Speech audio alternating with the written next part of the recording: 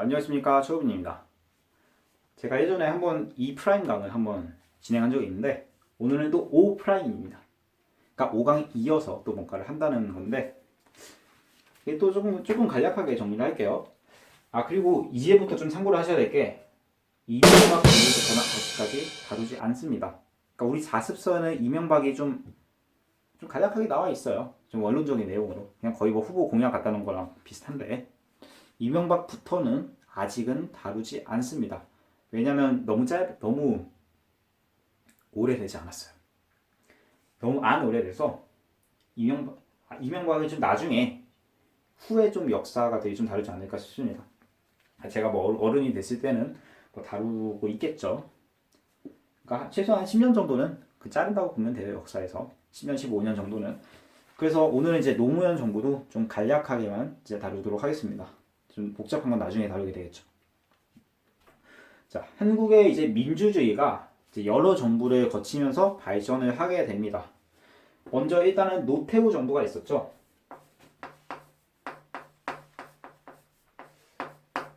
이제 이 사람이 된 의의는 뭐냐면, 그러니까 어떤 걸 여기서 알아낼 수 있냐면, 이 사람은 이제 처음으로 그 직선제, 그러니까 현행과 같은 현행 헌법에 의해서 당선된 최초의 대통령입니다. 그러니까 노태우가 그러니까 예전에 그 신군부 세력이어서 그렇지 이 노태우 자체만으로는 그렇게 엄청 나쁜 사람으로 평가되진 또 않는 것 같아요. 오히려 그러니까 남북 관계는 오히려 좀 더 좋아졌다고도 이제 평가가 있습니다. 물론 그 인물 전체적인 평가는 그렇게 좋지는 않습니다. 자, 이게 노태우는 먼저 이제 이거는 안 해도 되겠죠? 자, 먼저 일단은 좀 중요한 게 북방 외교.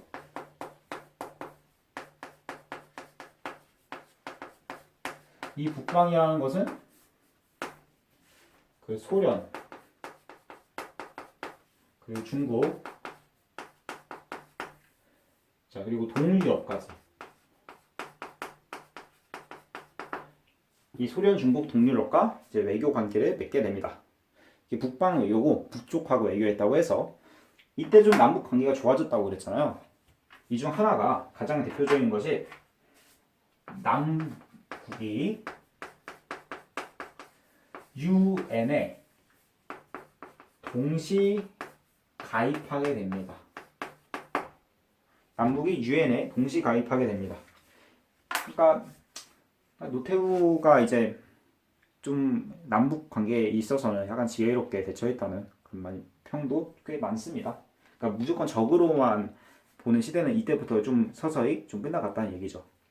약간 협상의 대상 이렇게 보는 겁니다. 이때부터는 그리고 이때 지방자치제라는 것을 부분적으로 실시해요.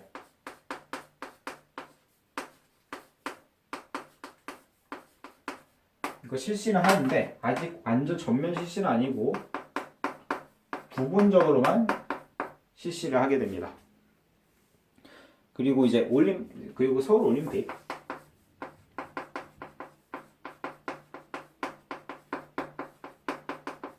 서울 올림픽 88년도에 서울 올림픽을 이때 열리게 되죠. 유치는 이제 전두환 때 했고, 자 이렇게 서울 올림픽까지 열게 됩니다.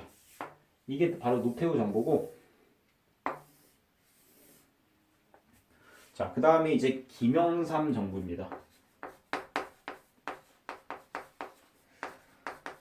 이제 그 전에 이제 3당 합당이라고 해서 이건 약간 정치적으로 좀 논란이 있긴 하지만 이제 3당 합당이라고 해서 이 김영삼과 그 노태우 그리고 김종필 이렇게 세 명의 당이 이제 합당을 하게 됩니다. 그래서 이제 민자당이라는 거대 여당을 만들게 되죠. 그래서 이제 막 대통령 누가 할 거냐 이렇게 막 엄청 치열하게 다투다가 결국 김영삼이 하게 됩니다. 그 대통령이 진짜로 이제 당선이 되고요. 이 정부를 이제 문민정부라고 부릅니다. 스스로 그렇게 불렀어요.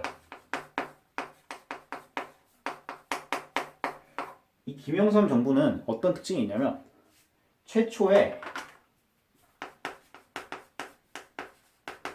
그러니까 5.16 군사정변, 그러니까 완전 최초는 아니고 이승만이 있으니까 5.16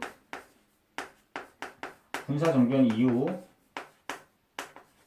우리가 군사정변 이래 최초의 민간 대통령이다. 이런 특징이 있습니다.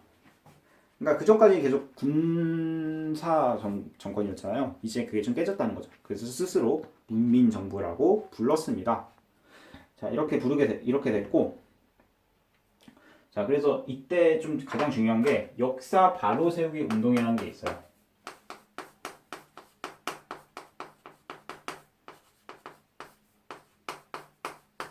이때 이제 전두환과 노태우도 구속하게 되고 여러 가지 역사를 이제 바로 세우려고 노력하는 그런 모습이 있습니다.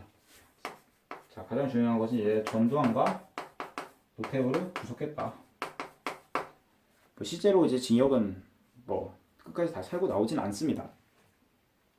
자, 이렇게 돼 있는데 그 다음에 또 금융실명제.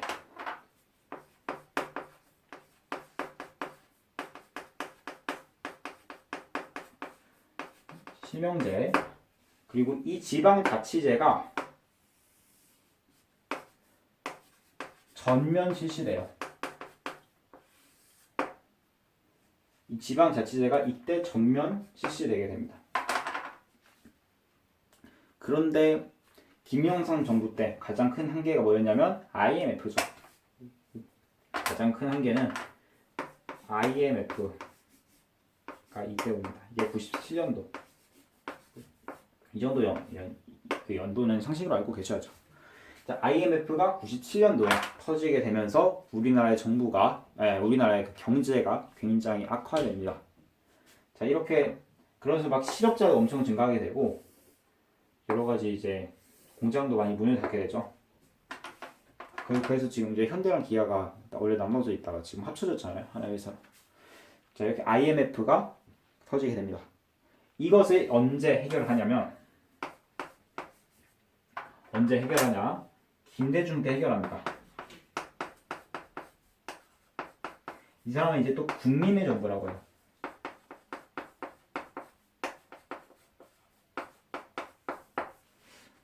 자, 그 김대중 정부 때 이 IMF가 금모으기 운동 같은 거를 통해서 이제 해결이 됩니다. 근데 또 이 김대중 정부에 하나의 좀 의의가 있는데 그 최초로 평화적인 그 여야 간의 정권 교체를 이루었다고 이제 평가를 받고 있습니다.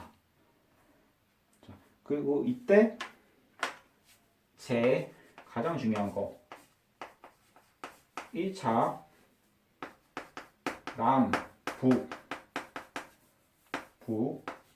정상회담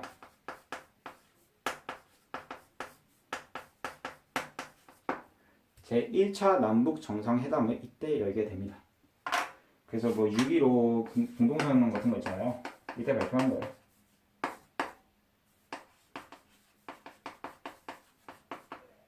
이 김대중 때 발표가 됩니다.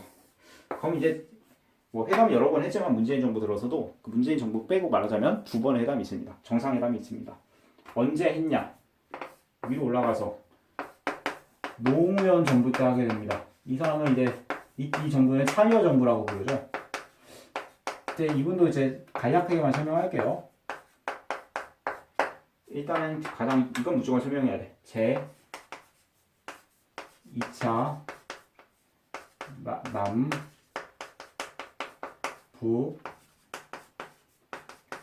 정상회담 이걸 또 개최하게 됩니다. 제2차 남북 정상회담을 이때 개최합니다. 자, 그래서 이때로 이제 똑같이 김정일이랑 만나게 되죠. 이때는 이제 문재인 정부 들어서는 이제 또 김정은이라는 또 다른 지도자랑 만나게 됩니다. 그리고 이때 권위주의라는 것을 청산하게 돼요.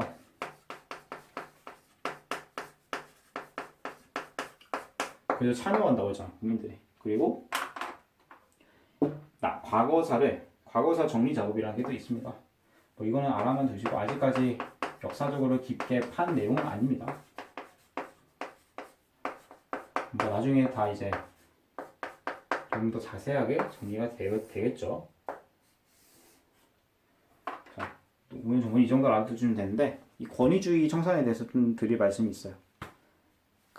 우리가 좀 진보적인 이제 정치관을 가진 사람들이 좀 보수적인 대통령들, 약간 우파 대통령들을 좀 놀릴 때 쓰는 말이 각하라는 표현입니다. 막 각하 이렇게 막 놀리잖아요. 김어준 씨 방송 같은 거 보면 좀 정치적으로 좀 논란이 될 수 있는 발언이긴 하지만 그래도 하겠습니다.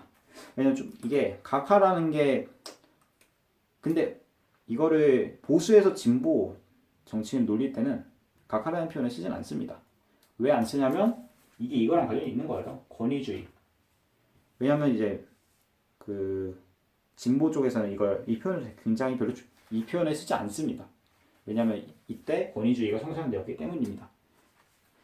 근데 노무현이 이제 정치적으로 진보 성향이잖아요. 이제 거기서부터 좀 이어졌다고 생각하시면 이제 좀 좋을 것 같습니다. 그냥 뭐 재밌으라고 드린 말씀이니까 너무 심각하게 받아들이지 마시고 그냥 재밌게 유머로 받아들이면 좋겠습니다.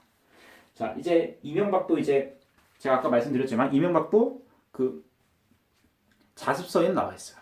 비상교육 자습서에 나와 있는데 저는 다루진 않겠습니다. 왜냐하면 아직 역사적으로 평가하기는 너무 이릅니다. 그리고 거기 있는 내용들도 좀 논란이 있을 것 같고 그래서 아직 다루지는 않겠습니다. 자, 오늘 이제 쭉 대통령들의 우리나라 대통령들의 모습들을 쭉 한번 훑어봤고 이제 훑어봤습니다. 다음 시간에 이제 또 경제에 관해서 또 하도록 하겠습니다. 여러분 수고 많으셨습니다.